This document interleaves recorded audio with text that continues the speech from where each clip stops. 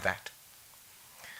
This is one big radical claim of Advaita Vedanta. Here Sankhya and Advaita, they part ways. Sankhya says many consciousnesses. And then the last and most radical thing, consciousness is non-dual. Non-dual means all those which are objects, and we regard these objects as apart from consciousness, they are actually nothing but consciousness. Whatever is presented to you, the consciousness, is presented in you, the consciousness, and is nothing but you, the consciousness. The consciousness does not have a second. It is appearing to itself as its own object. This is called the non-duality of consciousness, or Advaita. This is the heart of the core of the Advaitic message. There is one non-dual reality, and that is consciousness, and that is you. That is the meaning of the great Mahavakya, Tattvamasi. You are that one non-dual consciousness. All right, I'll stop here. Question answer is more important. Thank you so much. Thank you for the patient hearing.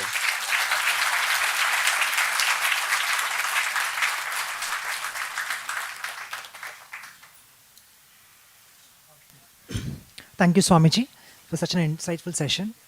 So we have received few questions from the audience before the session. After taking these questions, we'll ask a few from the audience right now.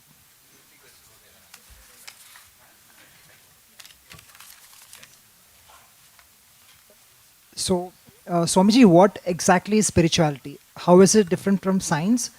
Can we ever study what is spiritual through a scientific process? Let me give the answer from a Vedantic perspective. What is spirituality? Spirituality is overcoming the ignorance about ourselves. If I am that one non-dual consciousness, but I don't see myself at all in that way. I see myself as this guy, this fellow, David Chalmers calls me the orange guy. So as this orange guy, I am Sarvapriyananda, the orange guy. But this is wrong. From an Advaitic perspective, this is ignorance, avidya. Transcending this ignorance through knowledge and realizing what I am truly, and then living it in life. This has profound implications for life. If I am that non-dual consciousness, can I die? The body dies, but can I die? If I am immortal, then what does it do for my fear of death? If I am that one non-dual consciousness and nothing is apart from me, nobody is apart from me, can I hate? What will I hate? Can you hate somebody in your dream? When you wake up from a dream, you had the experience of some nasty guys and some good people. When you wake up, do you hate those good people and do you hate those nasty people and do you like those good people? No, they are all one with you. I myself appear to me in those forms. So, who can hate? Whom can you hate? Whom can you be partial to? They are all you. One sadhu put it very beautifully. He said in Hindi, I'll tell you in Hindi and translate, the consequence of this Advaitic realization. He says, Bodh mein ekta, chit mein samata, or vyavahar mein asangata. Very beautifully put. He says, in our innermost understanding, as consciousness, we are all one. Not even a little bit different from each other. We are one reality. That's bodha in consciousness. In mind, in thinking, samatvam comes. That whatever happens in the world, apparently something is desirable for me, something is undesirable, something is pleasant, something is unpleasant. But underneath you find an equanimity. That's a sign of maturity actually, this equanimity which when it comes in life. Ups and downs in life, you have equanimity. And in day-to-day activity, with the body, with other people, with situations in life, a detachment. Not lack of engagement, fully engaged, fully active. The ideal of a karma yogi, detached and yet intensely active. That's what comes. This is spirituality, again from an Advaitic perspective. Can it be investigated scientifically? I don't see why not. Swami Vivekananda said, I am of the opinion that the claims of religion must be subjected to the same rigorous investigation as the claims of science are. If by that way we find something is false, it should be given up, no matter how soothing and good it seems. Because ultimately, if something is false, it cannot be ultimately good. But he says, I am convinced that the claims of religion, the truths of religion will withstand this scrutiny. And it's a mysterious phrase he uses. Because, he says, religion has an internal mandate which science lacks. Now, what did he mean by that internal mandate? With an Advaitic bias, I am predisposed to think of it as this first-person experience, that I am obviously consciousness. So this is the internal mandate. All right, let's take the next question. Thank you, Swamiji. Oh, Inside. just by the way, but if you want more practical investigation, not just big theoretical talk, His Holiness the Dalai Lama has engaged in a lot of discussions with neuroscientists, especially. And there have been studies on the effects of meditation. Many good papers have been published, and work like that is going on. Our own Dr. Ravindra has done work, and many people, I think, in this institute itself, have done and are doing work which uses modern scientific methods, rigorous studies to examine the claims of religion and the effects of various practices associated with religion. Certainly, this investigation can be done and should be done. Thank you, Swamiji. Next question. In science and medicine, when a person's boundary of self and the world is dissolved, we say it is a loss of reality and diagnose it as delusion. But whereas the same thing is the core objective in spirituality, and it is perceived as transition from the world of Maya to absolute truth. How do we reconcile these two? Right. So when you say, I feel one with the universe, the psychiatrist will say, problem. Ye to gaya. I remember in the dialogue between the religious leaders and the psychiatrists in Washington, D.C., from the religious side, there were some objections. One was, don't categorize everything we do as abnormal. This is our request to you. So, that is an unfair accusation. Some of the psychiatrists themselves are spiritual practitioners. One, he was the dean of faculty in a very prominent hospital in Baltimore. He says, I watch your Vedanta talks on YouTube and I've got so many questions. So there is a serious engagement among many people. There's a skepticism also. Now, one thing is, even applying, Freud was once asked, whatever we say, you are saying that it is abnormal. What is normality? Please define normality. And Freud's answer was very simple. He says the ability to love and the ability to do work, function effectively, and to relate with people. If you have that, you're normal. So that is a very good answer. As long as one's oneness with everything, if that increases suffering, that makes a person a pest, a nuisance. And it reduces functionality deeply and over sort of permanently, then it might be a problem. Otherwise, I don't think it's a problem. And often, you see in genuine mystical experiences, the person has a higher functionality. Some of the greatest, the builders of our civilizations across the world religions, they were mystics with such experiences. What Advaita claims is, that is not the goal. The goal is, you realize that and realize that it's a fact. Whether I have that experience or I do not have that experience, it's a fact right now. There's one consciousness shining forth as many. Now, with that understanding, and possibly with mystical experiences like that, you come back and relate with other people, you see, you're able to relate better, much better. Live a much better life. Thank you, Swamiji. We have time for a few more questions from the audience. How do we do that? I think I'll just point out to you, and we won't.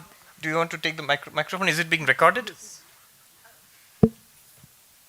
Okay, just pass down the microphone and one more there. Please tell us your name and ask the question. Sir, my name is Dr. Kishore. I am professor of Ayurveda in the institute. Just wanted to know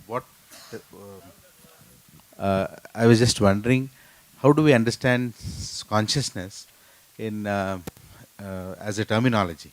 Is it in Sanskrit? Yes. Is it Chetana? Is it Purusha? Is it what? So there are many words for consciousness. Consciousness is a broad and ambiguous term in English. And that's why it creates problems. Even in consciousness studies, in philosophy of mind, when they talk about mind and consciousness indistinguishably, in Indian terminology, in yoga, Ayurveda also, in Vedanta, we have so many words for this and with precise meanings. So consciousness, here the direct answer to your question is Chit, Chaitanya, Samvit. These are some of the words all of which denote pure consciousness, consciousness as such. Now, when consciousness, or Purusha itself, in the Sankhyan term, Purusha itself, in that sense I'm talking about consciousness. In Vedanta we talk about Sakshi, pure consciousness as Sakshi, and Atman, Brahman, again, Atman is a broad term with many connotations. But Atman in its highest Vedantic sense, Brahman in its highest Vedantic sense, as Sat Chit Ananda. In that sense, we are talking about consciousness. Yeah. Thank you. Swamiji, my question is little similar to this. So in Tell yoga, us your name my name is Aditi. Right. I'm a student here. I'm doing MSc Yoga Therapy. Sir. Yes. So in yoga, we talk about Purusha and Prakriti and how it forms our body and how it forms how we look and how what we are. So is Purusha and consciousness the same? Because we talk about multiple Purushas, each one of us have a Yes. Purusha. And if not, then how does Vedanta tell about the formation of body? Right. So Purusha and Prakriti, consciousness and matter, basically. So yoga, we must remember, yoga and Sankhya are dualistic systems. So Sankhya and yoga both stop at consciousness and the material world, which is pretty logical. I think that's something that's pretty acceptable to everybody. I am awareness. Who can deny that we are awareness? And I'm aware of a mind, and I'm aware of the body and the external universe. So mind, body, external universe, you can all lump it under matter, under the material universe. We call it Prakriti. That's why when modern materialist reductionist approach would say that mind is also matter, yoga or Sankhya have no objection. Vedanta has no, Indian philosophy has no objection, because according to Indian philosophy, mind is also matter. Its sukshma tanmatras are there, and that's what becomes the mind.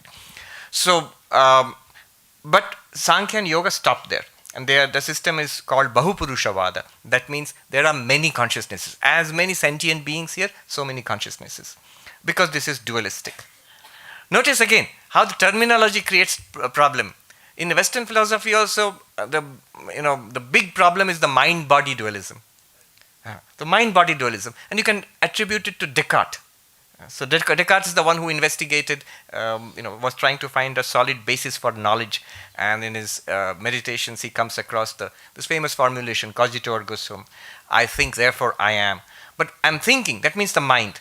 And the mind proves my own existence. So I am a mind, and there is a body, mind-body dualism. But in Sankhya, in yoga, it's not mind-body dualism. Mind and body are part of the same system. Mind is not the body. There is a difference, but they are both material, and they are all part of a material system, this entire universe. So if you affect the mind, the body will be affected. If you affect the body, influence the body, the mind will be affected, and perfectly acceptable in yoga, in Ayurveda, in all the Indian systems. No problem at all there. The dualism which comes is a consciousness and not consciousness. Chit jada. Consciousness and object duality. And that's where yoga and Sankhya stops. Advaita asks just to answer your question, how is the body formed in Advaita? Advaita says we have outsourced it to Sankhya. The entire Sankhya cosmology, Advaita accepts, because Advaita has this thing about Vyavaharika and Paramarthika. Paramarthika, Advaita is only interested in saying that there is one absolute reality. In the Vyavaharika, transactional world, if you want to say body is produced in this way, in the Sankhyan cosmology, perfectly all right. Advaita will give a blank check there. Yes. Interestingly, I remember I studied Descartes not in the original French, in English translation. Very interesting. There, we often quote cogito ergo sum. But there's another place just a little later where he writes, he says, so I exist, that I'm sure of. And what I know in this world outside, that I'm not totally sure of. I mean, everything can be doubted, right? You can be in the Matrix movie, you could be dreaming, it could be a virtual reality. How do you know? But I exist, that cannot be doubted. I exist, that cannot be doubted. Then, a few lines below that, very poignantly, touchingly, he remarks, how strange it is that which I am so sure of, I do not know anything about it. And that which I know so much about, I can never be sure of it. I know so much about this world. And that time itself, we know him as a mathematician. We always study Cartesian coordinates in mathematics. Descartes. So I know so much about this world, but you can never be sure of it. How do you know it's not a dream? How do you know? On principle, you can never say that there is no way of verifying that this is an absolute reality outside. Whereas I am totally sure that I exist. But what is that I exist? I have no idea. This is where Vedanta, why Vedanta? Sankhya also begins right here. We can investigate. See, this is another thing that I can share with you. Christoph Koch, I asked him a question upon the release of his book. It was an online event from Harvard Bookstore. So I asked him a question about the hard problem of consciousness and what do you think about it? And he was against this idea. He says, you can't do science like that. Because if you say I'm pure consciousness and not an object, then what science will you do with that if it's not an object? Well, we have to stretch the limits of science to include that non-objective reality also. Non-objective is a curse word in science. It's not object. So you're subjective. You can be objective. In Advaita Vedanta, objective is a curse word. You see, this is the difference. World exists. Why? Because I'm seeing it. In Advaita Vedanta, world is false. Why? Because you are seeing it. Jagat mithya. Drishyatvat. Because it's an appearance to consciousness. Who can deny the world is appearing to your consciousness? Descartes himself could not deny it. And what did Descartes say? That which I know, all this I know, the world, science, world, religion, science, all is in the world. I can never be sure of it. And one thing that I know, I exist, that I'm sure of, but I don't know anything about it. Now, this I don't know anything about it. See, I'll just ask for your patience. What was the problem? See, Descartes' original project was, how can I find a sure foundation for knowledge? So once he has found the sure foundation, my own existence, I think, therefore I exist, then he goes outwards to re-establish knowledge of the entire world. But he did not spend even 1 minute investigating that which he had found. I, the self, I, the what we call Atman, Sakshi, witness. He did not investigate any further. He just said, I can't know anything about it. And he let it go. But Advaita Vedanta investigates it. Advaita Vedanta, Sankhya, Yoga, in fact, Nyaya, all the Indian philosophies, the Buddhist philosophies, the Jainas, all of their 3,000, 4,000, 5,000 years of study is an investigation into that which Descartes found. And you can do it. So much literature has been generated for the 3,000, 4,000 years now. Why do you say that you cannot do philosophy of mind? Why do you say you cannot do science about the Atman? You can do it. It's a different kind of science. It's a different kind of philosophical investigation. We have to expand the philosophy of mind. In fact, we should change the topic itself. Instead of philosophy of mind, we should call it philosophy of mind and consciousness. At least that much expansion we should do. Yes, good question. We'll take maybe 1 or 2 questions here. All right. The 1, 2, 3. That's it. We don't have time. My name is Dr. T.R. Raju. Yes. I am a retired professor of neurophysiology from NIMHANS. If brain is not the basis of consciousness, do we at least need brain to perceive the consciousness? Thank you, sir, for that question. Yes, that's an important corrective to what I am saying, because I tend to go off on one end as if consciousness is all. But then the question which should be asked is, if that is true, what you are saying, how do you account for the tremendous correlation between brain activity and this reported subjective experiences? There's tremendous, close, tight correlation. Correlation is not causation, but still correlation is there. How do you explain it? From a Vedantic or Sankhyan perspective, it's not difficult to explain, because mind and body are part of the same system. So when I have an experience, a pain, a pleasure, tasting some sweet, and there is corresponding firings of neurons in the brain, in principle, Sankhya or Vedanta have no objections there. Because when you taste something, see something, feel something, these are all objects. Pain, flavor, sight, they are all objects. And the brain is also an object. And these objective realities can, and in principle, they should be interacting. Therefore, this close correlation. In fact, this is the other side of the hard problem of consciousness, the so-called easy problems. That by close observation of the brain, scientific observation, and match it with what the subject is reporting, you can find a very close link. Advaita Vedanta, Sankhya, Yoga, they all say that's fine. It can be done, and it should be like it's expected. So yes, brain is a very good way of understanding the mind. From an Advaitic perspective, when we split mind and consciousness, brain is a very good way of understanding mind because of the tight correlation between brain activity and mind. And as I said, I have no doubt that widespread neuroscientific investigation of brain science. It's a most valuable thing. It should proceed. Not that anybody is waiting for my permission. Should it proceed or not? It is the knowledge system of our times, and so our understanding depends a great deal on the efforts that we make in that direction. So yes, certainly, of course. What Professor Raju has just emphasized is the importance of the brain in all these discussions. Even David Chalmers, he says, don't be in a hurry to abandon materialism. It's a powerful hypothesis and it has given tremendous results. Our modern civilization, this building, we are sitting here, this microphone, the clothes I am wearing, all are based on objective processes. And through scientific investigations, technologies have been generated which have given us all this. So it's not ultimately that materialism is true or not, or idealism is true or not. There is a truth which underlies both of them. We have not yet got it, that further breakthroughs are necessary. And honestly, I've talked with Advaitins, I've talked with philosophers of mind, and their inner feeling is we will land somewhere in the middle. We don't know exactly what it is which will reconcile these worldviews. We have not come there yet. But the truth will somewhere be neither this side nor that side, nor complete materialism, nor this absolute idealism also. Yeah. The lady there, and then, yes, and then we'll go there. You can just ask the question, because don't wait for the microphone. Just, stand up and ask the question.